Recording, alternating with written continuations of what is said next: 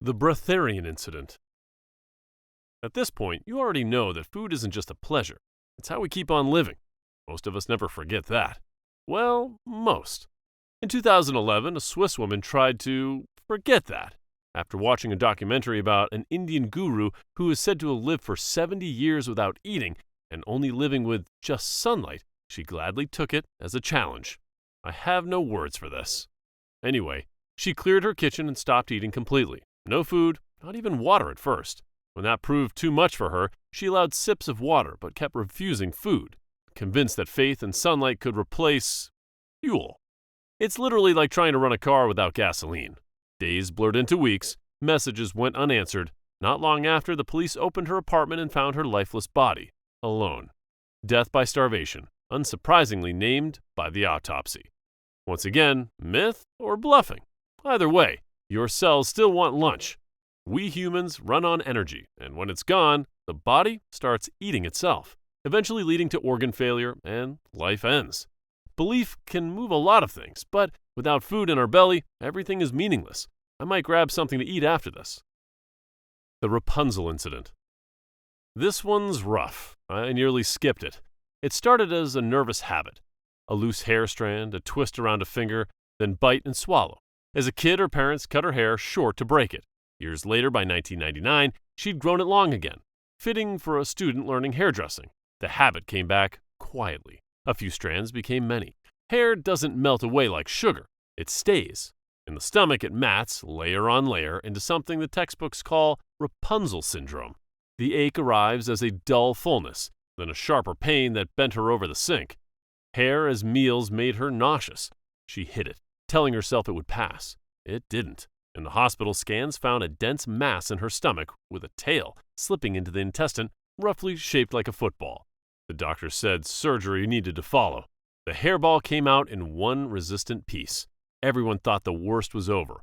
What finally happened was the part no one plans for. Complications and recovery, a cascade the team fought and couldn't reverse. There isn't a moral with teeth here. Hair doesn't digest, and the habit of eating it outlived her. The Umbrella Incident.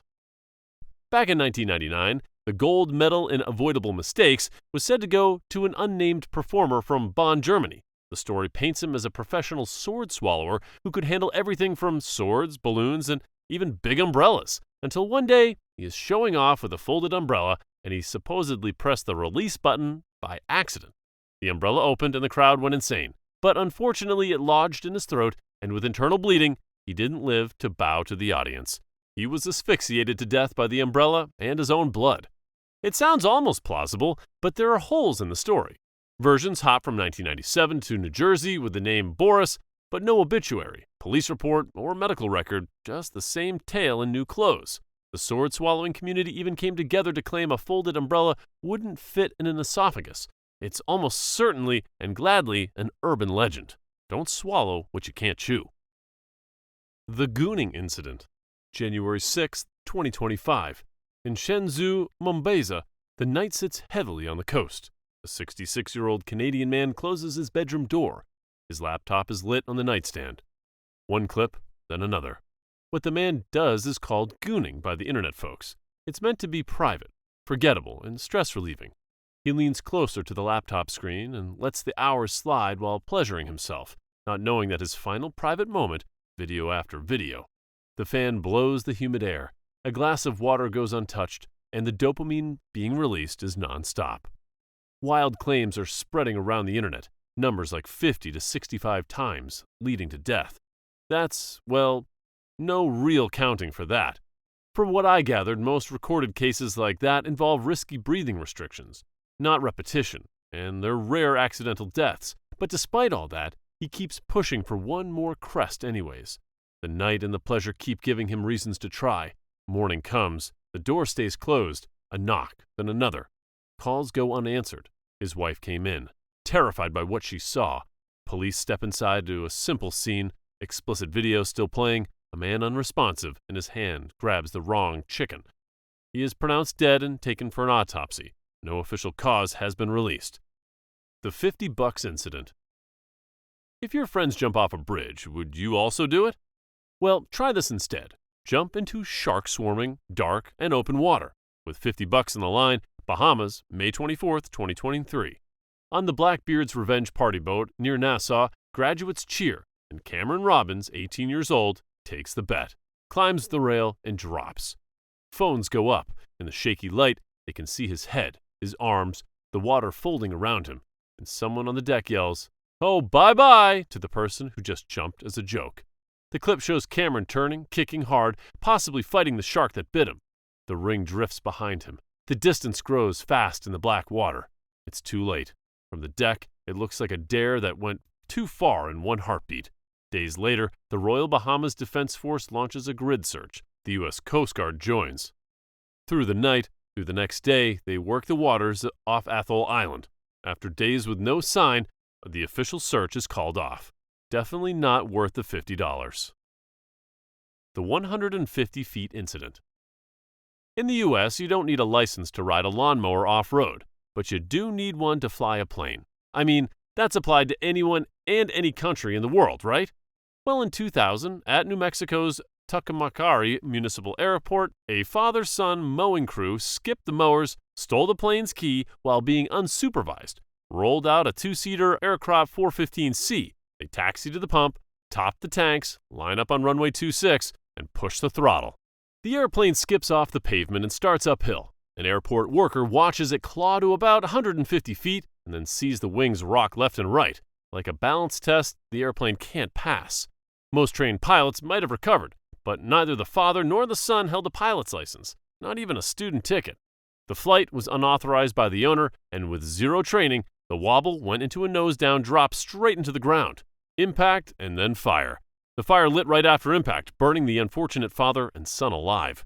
Zero flying certificate and zero chance to survive. The photobomb incident.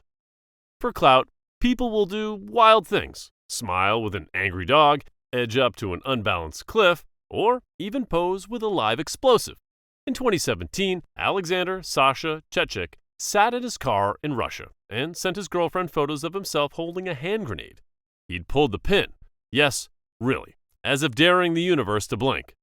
A source later said he couldn't get the pin back in the hand grenade. That pin is the safety. Once it's out, the only thing between him and a disaster is a small metal handle under pressure. Losing grip, shifting the weight, or getting startled, and the device can arm and finish the job on its own timeline. He believed it wouldn't explode if he didn't throw it. He was dead wrong. The grenade detonated in the car. Police categorized the death as an accident, not a suicide. The photo survived. He didn't. The Firecracker Incident. Bengaluru, India, 2024. Night in Diwali. 7 friends, cheap liquor, and a dare that sounds like a joke. Not really because they made it real. In Kananakunte, a 32-year-old named Shabarish is being told that he's getting an auto rickshaw if he can sit on a box of firecrackers while they light the fuse. I mean, what? So basically, putting the life on the line in exchange of a tuk-tuk. Got it? Alcohol makes everyone a genius. Phones are up. Laughter carries down the lane. They set the box about a foot on each side of him and step back. A spark snakes in. For a beat, he stays put, trying to win a bet that should never have been on the table. What finally happened is simple and tragic. The grand finale explosion under where Shabarish sits, the blast empties the street of jokes, neighbors run, his friends finally do too, and the CCTV camera catches it all. Shabarish was rushed to a hospital and died 2 days later. Police later said the group had been drinking, the bet was real, the promise of the rickshaw was real, and the video is also real. 6 so-called friends are arrested on culpable homicide charges.